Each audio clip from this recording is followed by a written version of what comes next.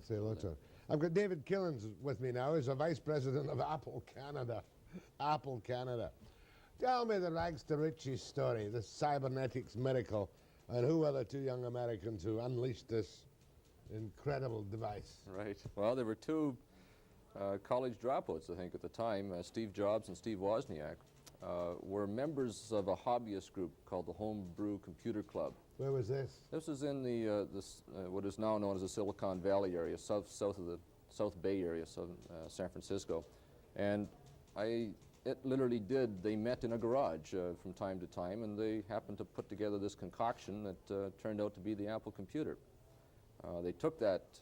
At the time, it was just components. The purchaser, who was usually a hobbyist, had to solder things together and configure it all themselves.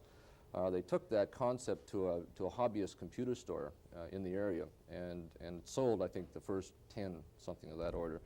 The hobbyist computer store operator said, "You've got a good thing here, but it would really be great if you put a case around it and you made it in such a way that we could literally take it off the shelf and hand it to the person and plug it in and away you go." And that is about the time that the two Steves seeked out financial assistance, management assistance, and really that's the beginning of the whole. How long ago is that? That was 1976. Yeah, but I mean, there were computers, but long before yes, that. of course, yes. IBM computers, all sure. kinds of computers. Sure. No, what was different about the Apple computer? Affordable. I think that the key here is affordability and perhaps functionality. The fact that they could finally take this great technology that was only known to the computer science type people and engineers and what have you. In other words, the big boys missed the development of the small personal computer. Indeed. Absolutely. It took a grassroots movement to get it done. In fact, these two chaps have been told by a number of authorities not to go ahead and do it, that it wouldn't work. And I think that kind of explains the spirit that's within the Apple company today. What would the turnover of Apple be last year? The gross turnover in money? In sales? Yeah. $583 million U.S. That's only $500 million U.S. Yes. Now you've got, and you and I don't even know what a computer is. I can see guys in newspaper offices, and we have them over here, yes, where you punch up a memory bank, and it tells you how many shots you've got of David Killins sitting in a chair, right? Nicely made up and all the rest of it. But as far as I'm concerned, what a computer is a computer. It gives me information that I've already stored there. Is that right? Or, yes, you could manipulate information you've already stored. For example, you could put as a personal use, you could put a wine list in or something like that and get a listing of different wines by different taste preferences and what have you. But a lot of that information exists other places. For example, you're now seeing the electronic libraries, electronic supermarkets, where you, with your personal computer, could dial into this electronic library and reserve tickets for an airline flight, book a hotel in Las Vegas, whatever it is. So now that information not only exists within your computer, you have access to the outside world where other information may exist. And if I'm smart enough, I can have access to somebody else's bank account and steal their money. I suppose one of the problems in society today is the white-collar crime artist that has been able to break those codes, you might say. It's certainly beyond. I mean, that's the fearsome thing about computers. Privacy is gone. God knows what there is in a computer file about me. It's somewhere. Yes. Listen, as a consumer, I have similar concerns. But let's face the fact that they're here to stay. We have to conform to them. And really, I'm not so sure if it's a concern of us or it should be our concern as much as it should be a concern for our children and how they have to cope with this ever-increasing computerized society. Now, you've unveiled a new computer, yes, you know, and it may or may not be the best in the world. But what is the Apple IIe? The Apple IIe is an extension or an enhanced version of the most popular computer in the world, the Apple II Plus. There are most popular personal computer. Yes, in fact, there are more Apple IIs in the world than any other computer. Still don't understand that. There are 750,000 of them installed worldwide. All right, your concern really relates to computer technology. Forget about the computer technology and just view the computer as a tool, something that allows you to expand your mind, if you wish, for you to be more productive on a personal basis. Well, now, productive on a personal basis. The Achilles heel of any computer for me is that somebody's got to program it for what I want. Well, nowadays that has largely been done. There are software programs available today that are written in such a form where you'll never have to learn how to program. I think we should throw away or cast away that myth. You don't have to learn how to program because a lot of good, solid programs have been built that will allow me to communicate with the computer to get back what I want. All right, but if I'm going to put my personal finances into the computer, I've got to program it. No, you don't. In fact, the program exists today. You buy it off the shelf, and simply all that's required of you is to type in your numbers, the actual account numbers and the amounts, the cash flow, you might say, that relates personally to you. But never mind how the bookkeeping is done. That's already been pre-programmed. You don't have to worry about that. Can I therefore keep all my bookkeeping on a computer? Yes. And keep it up to date on the computer? Absolutely. You're the person that controls it. And when you want a balance sheet, you just punch it and get it? Conceivably. I don't want to make it sound as though it's just as simply as pushing a button, but that is virtually what is done. But it's not a word processor, the 2E, is it?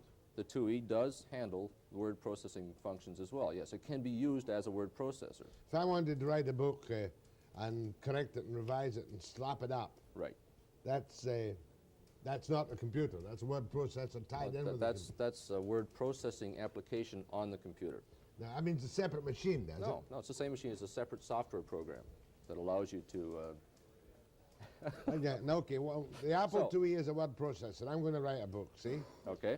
What'll it cost, wholesale?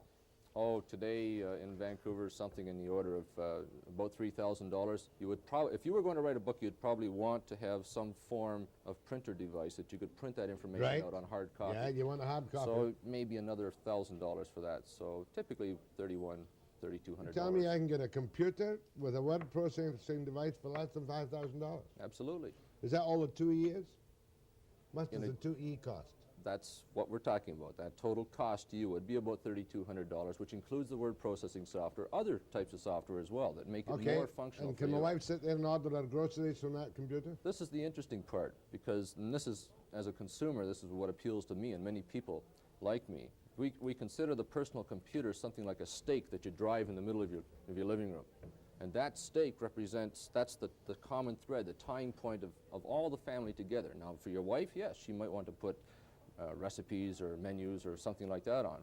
For your children, they might want to improve their mathematics or even perhaps. But if I want direct contact with the grocery store, I've got to have a link with that store. Oh yes. That's in fact, something down the road. Yeah, I don't think that exists today through the grocery store market, but that certainly is a Tell you a funny story about a computer in the City Hall in Vancouver. It's a Teledon machine. Yes. And knowing the problems that the mayor of Vancouver has with the prostitution problem, I went in there, put on my glasses, and I punched up prostitution. Right. You know what it came back and gave me? No. A list of the bars in town. True story. I'll be back. Questions about computers. If you can understand it, you're a better man than I am, Gunga Din, after the break.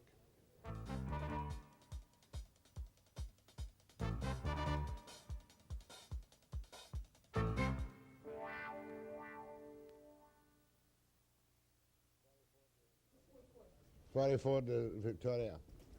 We're on air? I should have a computer to make my mouth open and close.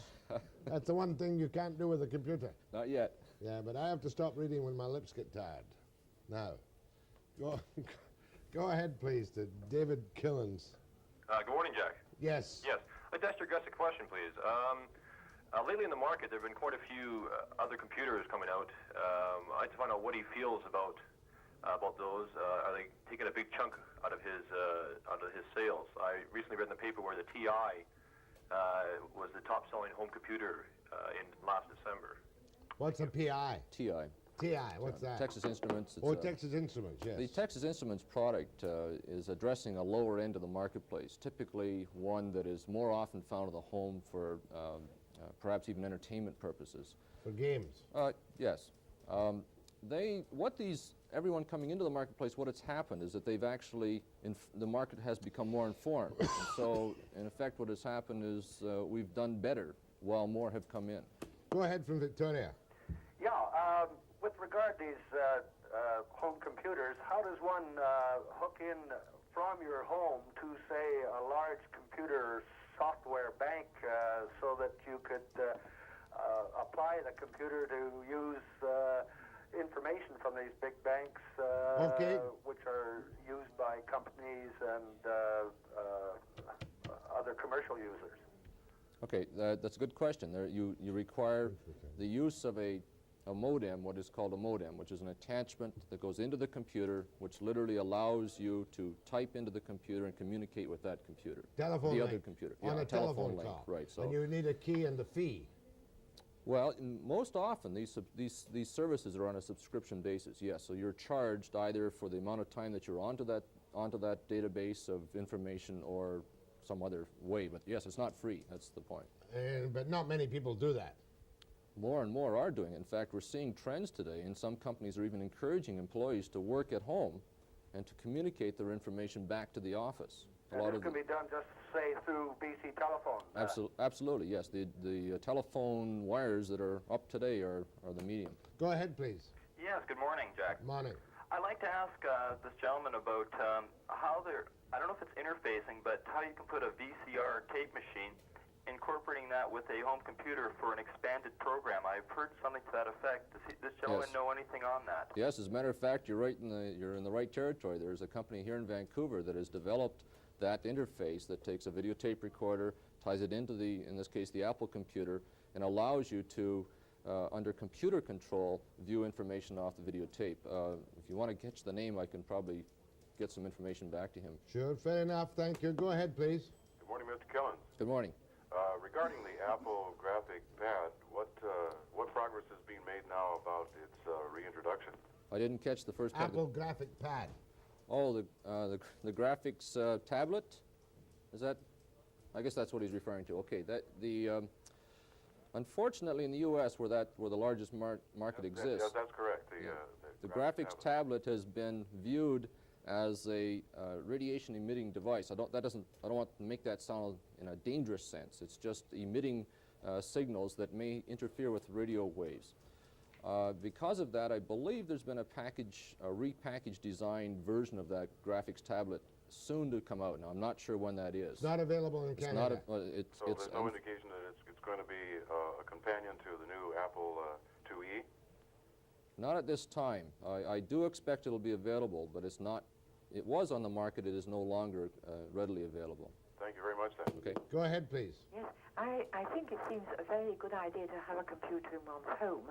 And I was wondering also, would your guest feel that it would be a good idea for older people, children seem to pick up these notions very quickly, and of course have been involved in a lot of television and play that involves computers. But we haven't, and I was wondering if he would feel that it would be good for anyone who wishes or is inclined. Would there be advantages for us to do a computer course?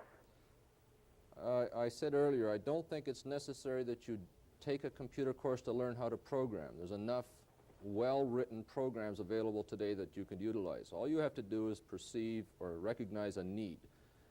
And it may be of an entertainment nature. It may be something in the area that we were talking about earlier about writing a book. And yes, for that purpose, I would suggest you look seriously at it. But you must have a need, of course. But $5,000 a lot for a toy that's going to stand there doing nothing. Go ahead from Quinnell. Quinnell. Hello. Oh, wrong. My fault. Go ahead from Quinnell. Yes. Hello, Jack? Yep. Yeah. I was just wondering if he could tell me, like, computers are supposed to be very much in our future. And I was wondering if he could tell me whether he thought for home computer systems, what would be an average system for a person to use and function with to keep books and stuff? From the point of cost? Yeah. I think it's in around the price range we were talking. You can reduce that somewhat by not having to have this large or this printing device, a printer device. But if you just stuck to the basic computer module itself, you could use your home television set as the viewing screen.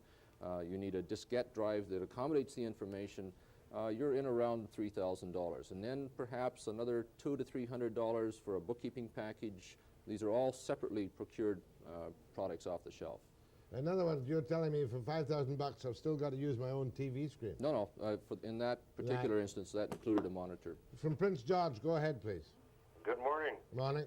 Listen, I just started a basic course in computers, and I'd like to get a basic machine in my home. What would you recommend that I don't have to spend an arm and a leg on? He'll try and flog you a $5,000 one. What's the cheapest computer you can Well, it depends exactly what you want to do. If your purposes are simply in the area of entertainment, games and that sort of thing, then you're looking at about a $300 to $400 cost Well, I investment. think of like a little bit of entertainment, a little bookkeeping, Well, educational stuff like that. Even then, it could be as affordable as around $500. That price limits you in terms of your top-end capabilities. Go ahead, please. Hello. That's you, ma'am. Yes, I was just wondering why the students in high school use Apple computers, and when they go out to university, they don't have these machines to learn upon, and consequently, the children lose an interest in taking computer science. Did you know that? I didn't know that. What you're saying is that the university is not as well equipped as the other. Not as lavishly equipped as the high school. So are there different sources of funding? I guess they. No, all the same taxpayer.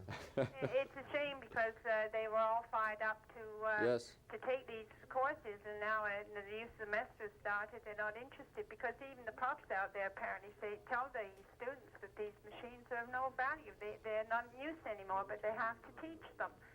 And I think when they've been taught on a high school level on an Apple computer, why it can't be continued when they get to a higher level. Are you aware of this problem? I wasn't aware of it, no. Maybe worth looking into. Well, I'm aware that here in Vancouver, UBC is in the stages of developing a downtown training center for computer science, and I believe in personal computer specifically. And I'm not quite sure when that's going to happen. Where's the caller from? Is it out? Vancouver?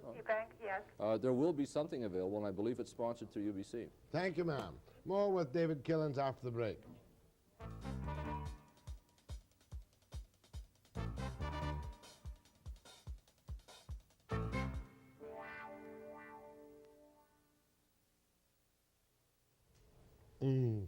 We're all techno-peasants now, you know. If you lose your job or you don't have a computer, you're a techno-peasant. That means you're a lowbrow who knows from nothing. Like the crew around here. Go ahead, please. I was wondering if you would lose the information stored on your computer if the power went off on your house. Yes, some computers are now coming out with battery backup packs, and I think it's just a matter of time before you'll see that as a standard feature. However, I think the cost still prohibits that from being a... If I've got something stored in my computer and I'm working it and the power goes off, I'll lose it. Yes, but there are techniques that you often employ that while you're working, you're continuously writing the information that you've saved in the computer onto a medium, the diskette in this case. Once it's on the diskette, you'll never lose it. I thought everything was on diskettes. No, you have the internal memory of the computer, which is where the action is taking place. That's where you're doing your word processing or whatever it is application. When you're finished with that, you want to transfer that information onto a permanent storage device, which is the diskette or a cassette. And then you type it onto the diskette. The computer does it automatically for you. Burns Lake, go ahead, please. Hello, Jack. Yeah. How are you this morning? Fair to poor, go ahead. That's good. A question to David Killins. Yes. We're looking at computers for small business application, and my question is, how big of a memory bank would I get for a computer under $5,000? Well, today something, I don't know if these numbers or terms mean anything to you, but you could conceivably go to about 128K of memory.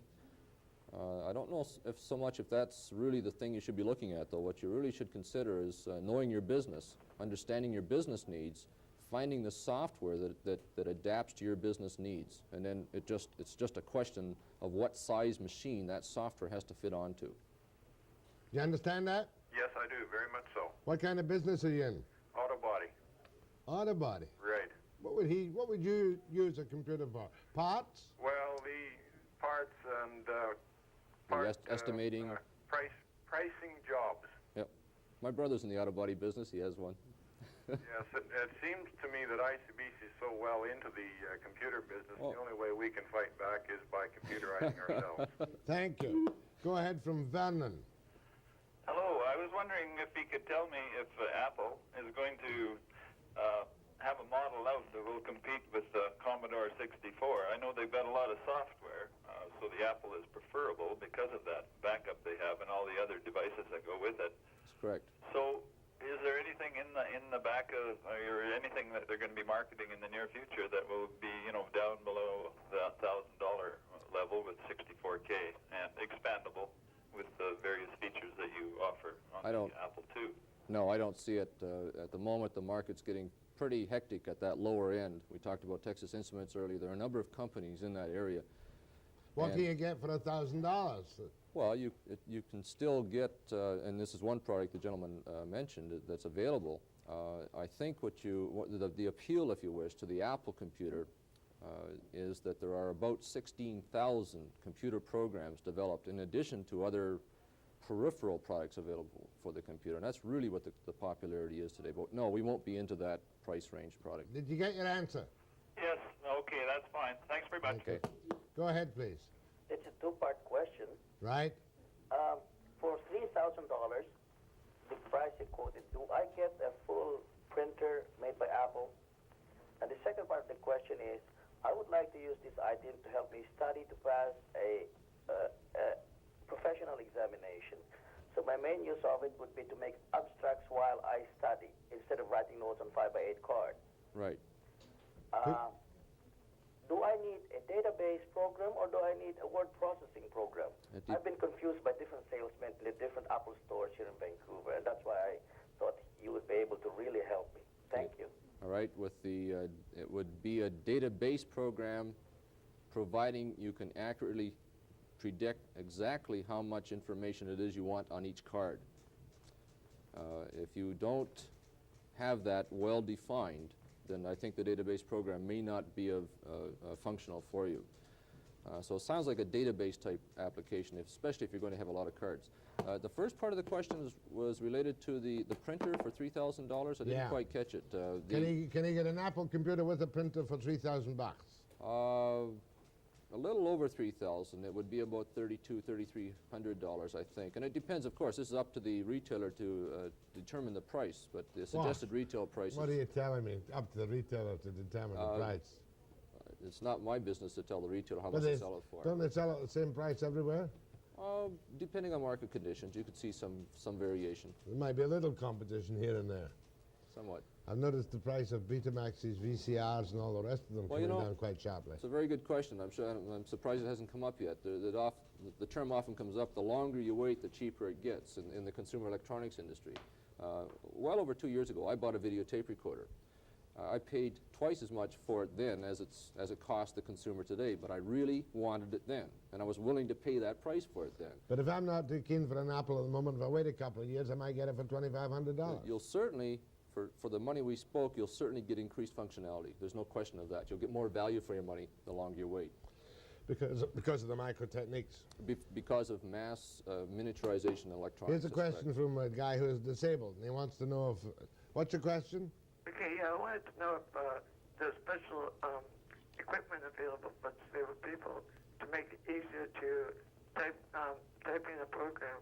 And also, another part of my question is, can I adapt the Apple to run on Fortran or Pascal or another language other than BASIC?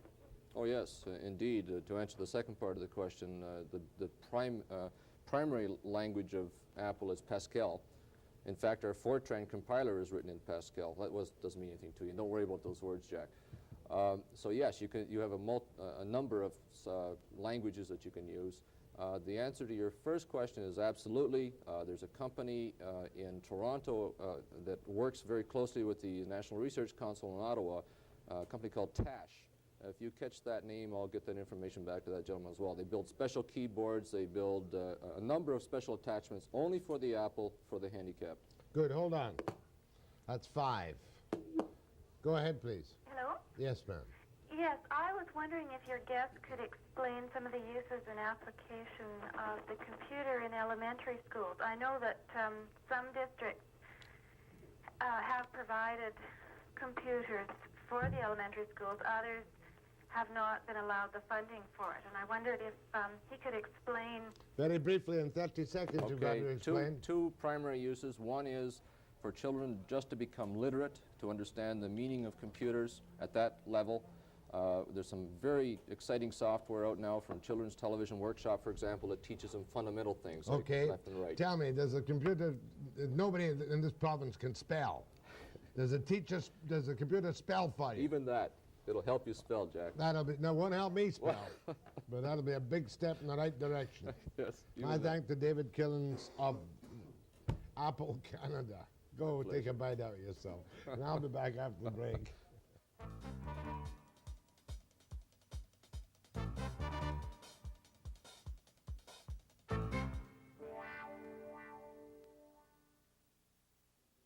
Dropping in tomorrow morning for second treatment is the new Consumer and Corporate Affairs critic of the NDP.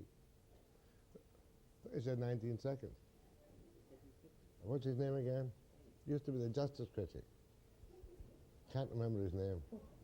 Anyway, he's coming for another inquisition at 9 a.m. precisely.